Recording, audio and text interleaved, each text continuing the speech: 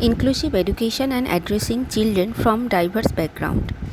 In seated exam, one or two questions are regularly asked from this chapter.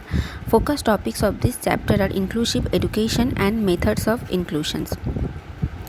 Under various articles of the Indian Constitution, free and compulsory education is provided as a fundamental right to all children, irrespective of race, class, color, gender, disability and language between the age of 6 and 14 under RTE Act 2019. Thus, disadvantaged and deprived communications, backward classes, scheduled caste and scheduled tribes, disabled and girls were brought into the mainstream of education. So, under various articles of Indian Constitution, free and compulsory education is provided as a fundamental right to all children, irrespective of race, class, color, gender, disability, and language, between the age of 6 and 14. This was also in under RTE Act 2000 RTE, Right to the Education Act 2009.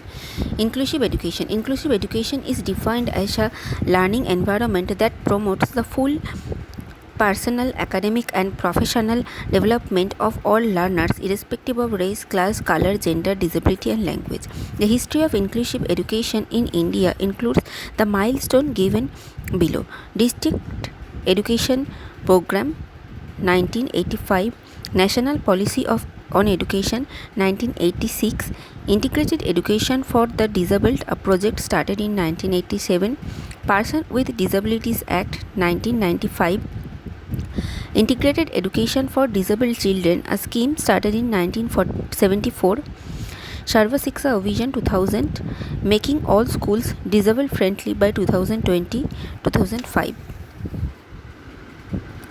Concept and implications of inclusive education. Inclusive education allows children to develop friendship with their peers and feel free and feel less social tension about their backgrounds or disabilities. It has been observed that children placed in a standard classroom environment generally have higher self-esteem than children who are isolated into different classrooms simply because they have special needs. Other studies show that children with special needs actually learn more in regular classroom environment provided they get the help and support they need in and out of the classroom when it comes to academic subjects.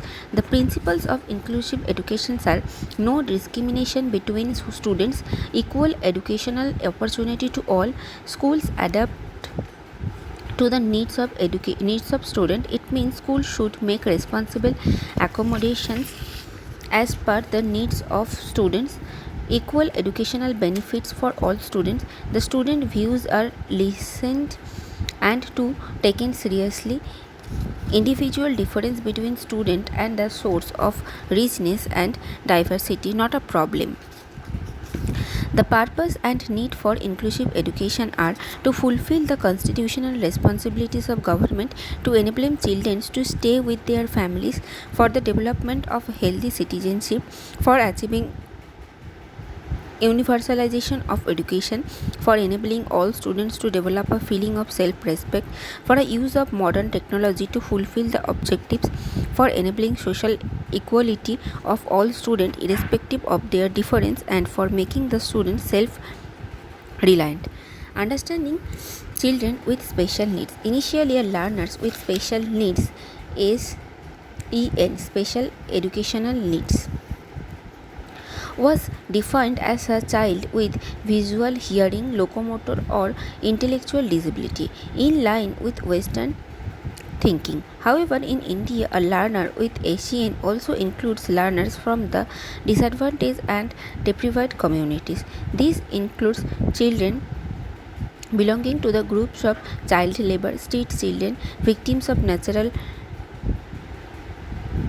catastrophes and social conflicts, ethnic and religious minorities, economically weaker section EWAs, economically weaker section, and those in extreme social and economic deprived, meaning the backward classes, SC, ST and disabled and girls. Learners from diverse backgrounds.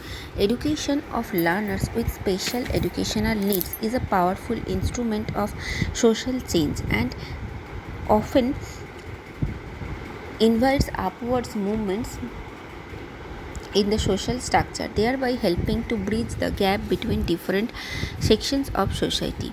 However, much still needs to be done, as studies in government schools have shown that in the classroom such disadvantaged and deprived children are subjected to various forms of discrimination and humiliations, both by the teachers and other students, which severely affects their self-respect and self-confidence. Deprived learners. The socially and culturally disadvantaged and deprived children, including children from background communities SC/ST, as well as those who get separated from their families due to poverty, natural calamities, epidemics, etc. They are termed as socially maladjusted because they face problems in adjustment with others learners due to social, economic, and educational disparities. They are not given proper guidance or proper educational opportunities. They can be identified by a lack of verbal and language abilities, as they have a very poor vocabulary in the common language of instructions, leading to poor communication of their ideas to others, low level of motivation due to not being provided adequate stimulation by their families, peers, and immediate surroundings, having inadequate nutrition, unhealthy sleep patterns, and lacking a sense of cleanliness. To fulfill their needs, the steps to be taken are: their basic needs of food, clothing, and shelter should be met. Government should waive off their school fees and provide them textbook and school uniform free of cost. They should be made to feel self-sufficient by encouraging them to develop vocational skill. Psychological counseling and rehabilitation centers should be arranged for socially problematic children who are also called juvenile delinquents. Juvenile delinquents. Methods of inclusion.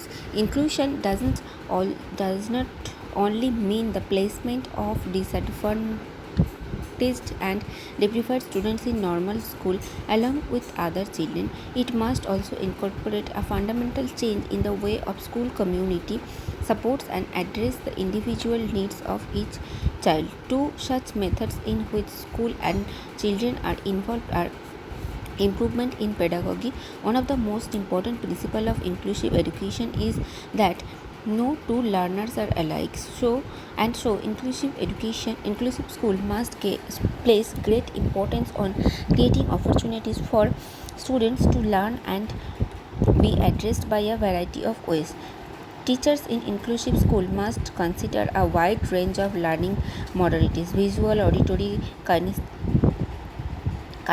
etc. in designing their instruction. The curriculum should be designed so that it promotes identifications and creativity, not alienations. Creative arts and crafts as well as oral expression should be incorporated within it, particularly those who are rooted in indigenous knowledge and skill system. Both these initiatives will not only increase the way in which educators provide support and accommodations for its students, but also will diversify the educational experience of all students. Improvement in language of instruction. There is a possibility that disadvantaged and deprived learners speak in their local dialect, also called home language, instead of language in which they are instructed. In such a case, the teacher should acknowledge their knowledge, not reject or dismiss it. The teacher should understand that a child can express itself based in its home language. The knowledge of such learners can be increased by the teacher using concrete concept whenever possible. This concept must relate the knowledge being imparted to daily life experience.